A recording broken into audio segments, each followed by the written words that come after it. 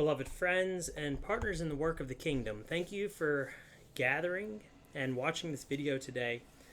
Thank you for your faithful care for the Deanery of St. Jacob Nesvatov.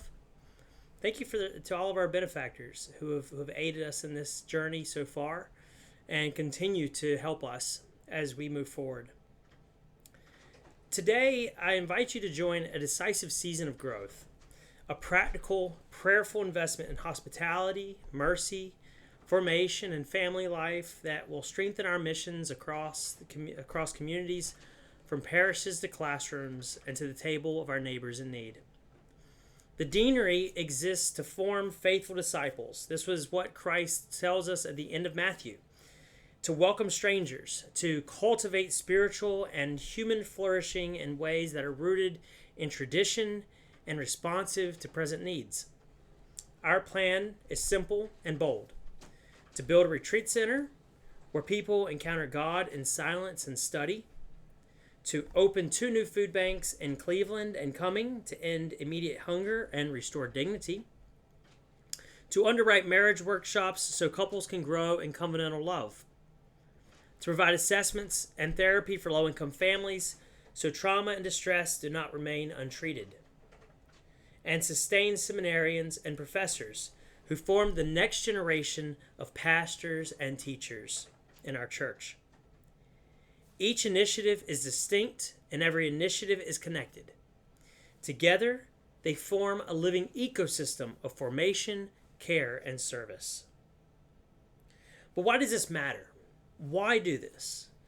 Well, for our retreat center, it'll provide a permanent place for retreats, catechesis, for clergy renewal that will multiply our capacity to form leaders, to nourish our lay catechists, and host healing ministries that cannot be offered in a parish hall.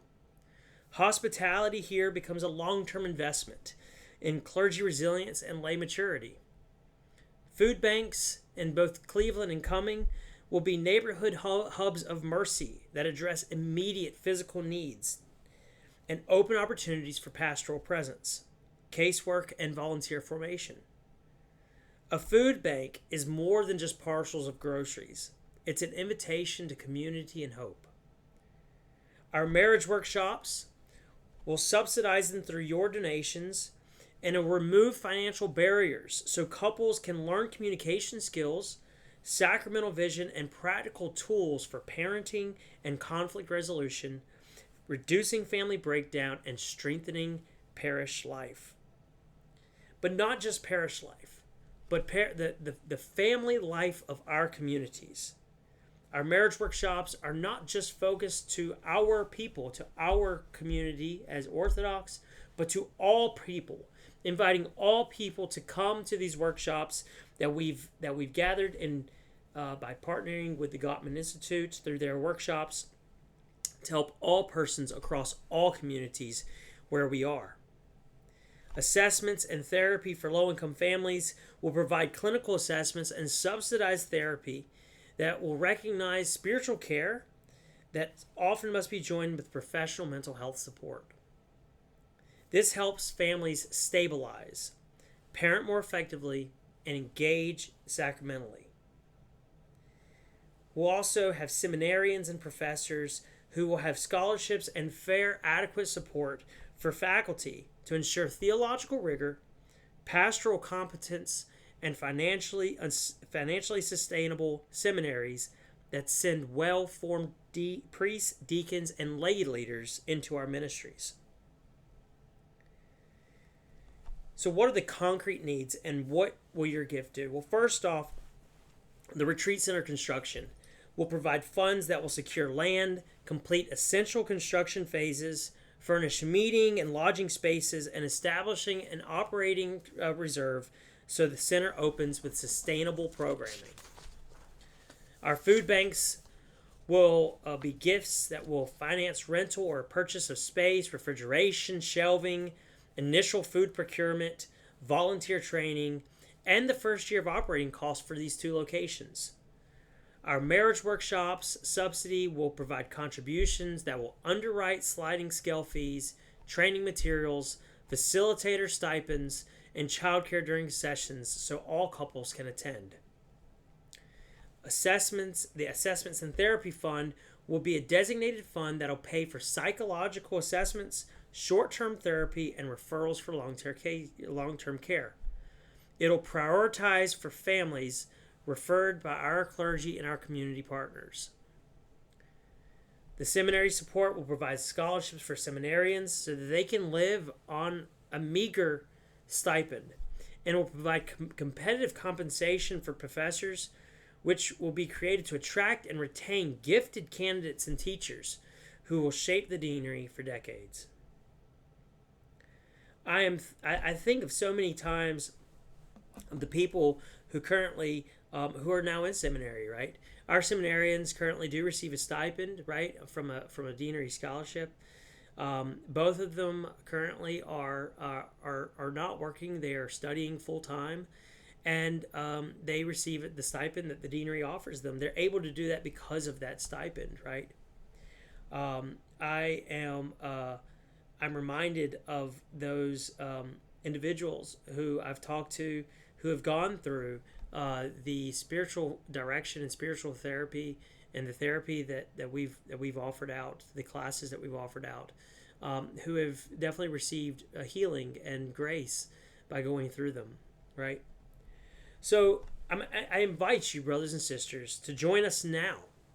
Join us now with a generous gift that fits your means, right?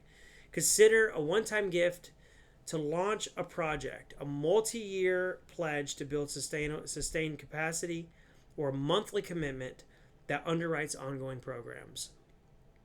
Gifts large and small are needed and honored. What matters is that this work continues and that it grows. If you're able, please designate your gift to one of the 5 priorities listed earlier, or give to our general fund to allow for flexible, strategic use where need is greatest. So as we go forward, let us remember that generosity is the church's first language. Your support will provide shelter for the weary, a table for the hungry, healing for the broken, formation for leaders, and hope for families. Before I end, one thing I want to let you guys, I want you to understand the impact, right? So the deanery spent $600.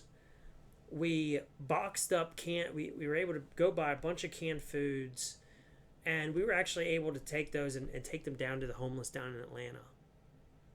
And the smiles on those people's faces, the gift of being there with them, and the gift of seeing their happiness there for our support and for the ministry that we were doing can never erase anything. That $600 was nothing compared to the joy of seeing the happiness on those people's faces.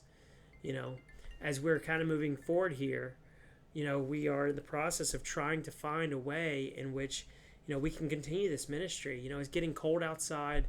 Many of these people, they don't have jackets, they don't have hats, they don't have gloves, right? There are working families who don't have anything or any of these means. And it's important that we work in this ministry to provide those things, provide jackets, provide gloves, provide hats to working class families and for their children. And so, brothers and sisters, I thoroughly implore you to help us in this ministry, to help us in this endeavor, because the work that we're doing, it has meaning. It's not just to provide salaries for individuals. It's to provide the physical, spiritual, and mental needs of individuals where they are, and to provide them the light of Christ, right? So that they can see the church providing for them. And we can't do this without your support. So thank you so much for those who have already given, right?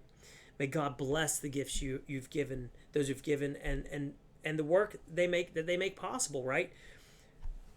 I pray that the deanery of St. Jacob Nesvatov will be strengthened to serve Christ and his church, right? And that it'll be able to serve the neighbor, our neighbor, as Christ has called us to do, with faithfulness and creativity. Thank you so much, and may God bless you, the Father, the Son, and the Holy Ghost.